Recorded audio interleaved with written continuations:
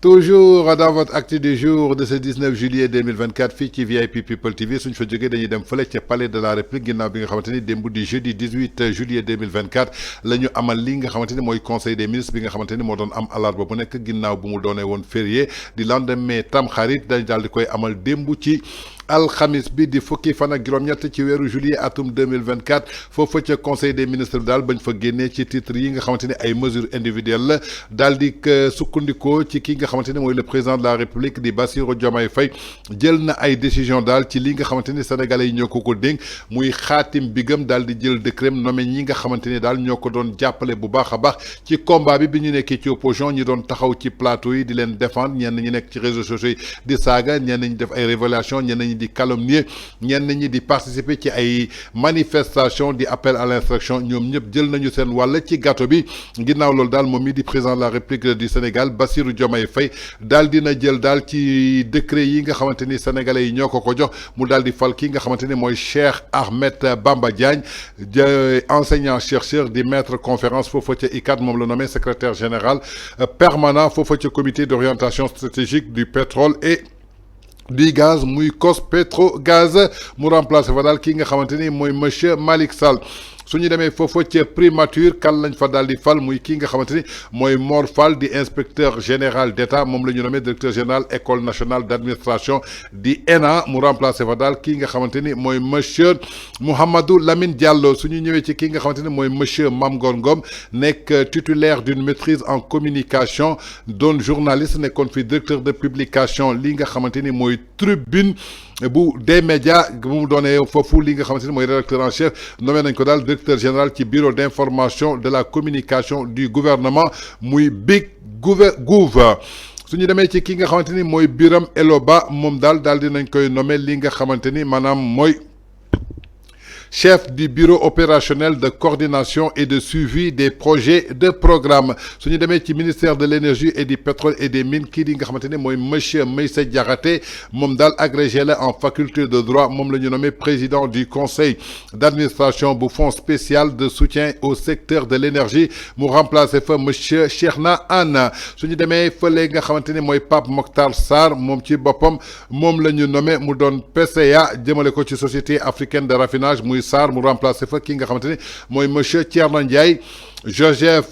Sabesen Diatta moom la ñu daal di nommé président du conseil d'administration foofa ca Petrosen Holding mu remplacé fa Aymirou Gning kii di monsieur Cheikh Biteye moom daal ñu daal di koy nommé lii di président conseil d'administration bu agence sénégalaise d'électrification rurale di ASER muy benn poste vacant su ñu demee ci ki nga xamante ni mooy Adama Diawara di professeur d'histoire et géographie moom la ñu nommé président du conseil de surveillance de l'agence nationale des énergies renouvelables di ANER mu remplacé fa ki nga xamante ni mooy monsieur Abdoulaye Sy suñu demee ci ki nga xamante ni mooy Pape Momar Lo di ingénieur en génie électrique ñu nommé ko directeur général du réseau gazier du Sénégal muy RGS SA mu remplacé fa monsieur Joseph Oufane Medou kii di monsieur Cheikh Moulay Idrissa di ingénieur en génie électrique moom la ñu nommé directeur de l'électricité muy poste vacant kii di monsieur El Hadj Ndiaye di titulaire d'un doctorat en énergie renouvelable ñu nommé ko directeur du développement de l'énergie renouvelable en remplacement de monsieur Demba Gaye kii di madame Oumy Khayri Diop di titulaire d'un master économique régulation et énergie moom la ñu nommé secrétaire permanent ci énergie kii di Fidèle Djibon Diémé di ingénieur électromécanicien ñu nommé ko secrétaire li nga xamante ni mooy agence sénégalaise de l'électrification rurale di ASER muy poste vacant su ñu demee ci ministère des infrastructures kii di monsieur Tahiré Ndiaye di consultant international en transport aérien moom la ñu nommé président conseil d'administration de la société AIBD assistance service 2AS mu remplacé fa ki nga xamante ni mooy monsieur Ibrahima Ndiaye su ñu demee gis ki nga xamante ni mooy Ndiogou Ndiaye di inspecteur principal d'aviation civile moom la ñu nommé président du conseil de surveillance de l'agence nationale de l'aviation civile et de la métrologie ANACIM mu remplacé fa kii di monsieur Mamadou Moustapha Dieng su ñu demee ci kii di Mortala Ndiaye di ingénieur en génie civil ñu nommé ko président du conseil surveillance de l'agence de gestion des routes muy AGERoute su ñu demee ci monsieur Bara Sow moom la ñu nommé directeur général fonds de développement des transports terrestres muy FDTT su ñu demee ci monsieur Mamadou Goudiaby moom la ñu nommé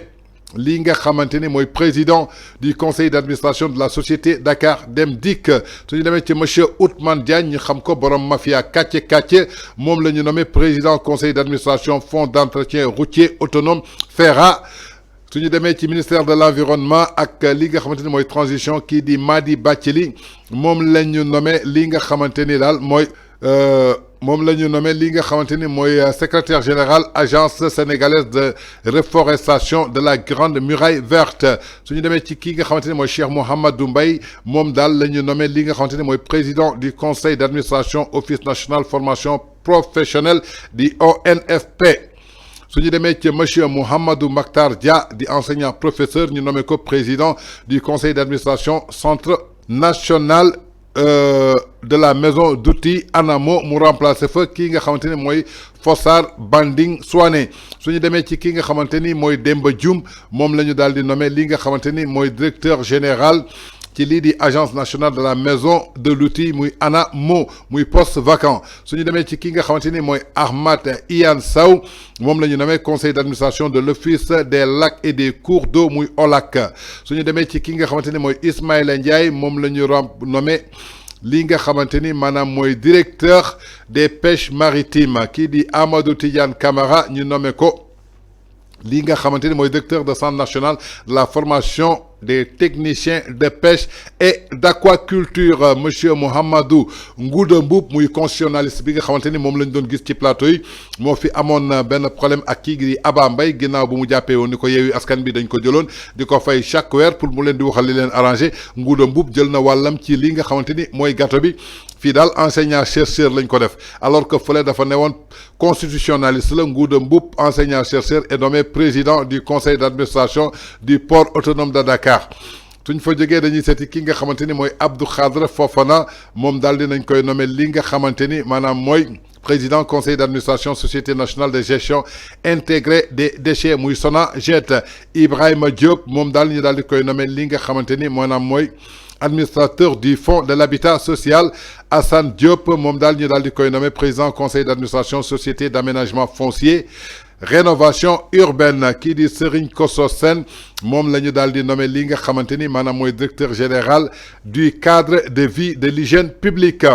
qui di monsieur Aline Ibnou Taïb Diouf di pharmacien ñu nommé ko directeur général de l'agence sénégalaise de réglementation pharmaceutique qui di monsieur Mamadou Diop mom lañ def directeur du centre national d'oncologie bu nek fofu ci Diamniadio